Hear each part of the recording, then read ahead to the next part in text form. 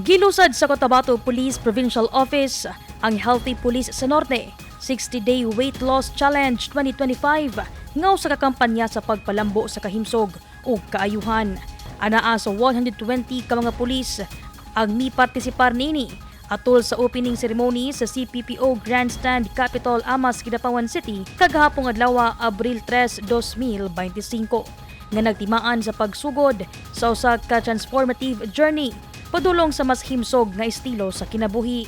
Ang challenge gipangunahan ni Coach Abel Rizardo, usa ka wellness coach nga mihatag og oryentasyon sa tumong sa programa. Nga mao ang pagdasig sa mga partisipante sa pag-adopt sa mas himsog nga eating habits, paghimo og regular physical activity ug pagpalambo sa malungtaron nga wellness practices sulod sa 60 ka adlaw. Apil sa sukdon niini ang body mass index kon BMI sa mga pulis nga mahaom ang iyang height ug ang iyang timbang. Gihatag gibukato ni Police Colonel Gilberto Tuzon, ang Provincial Director sa CPPO, nga ang weight loss challenge labaw pa sa usa ka programa.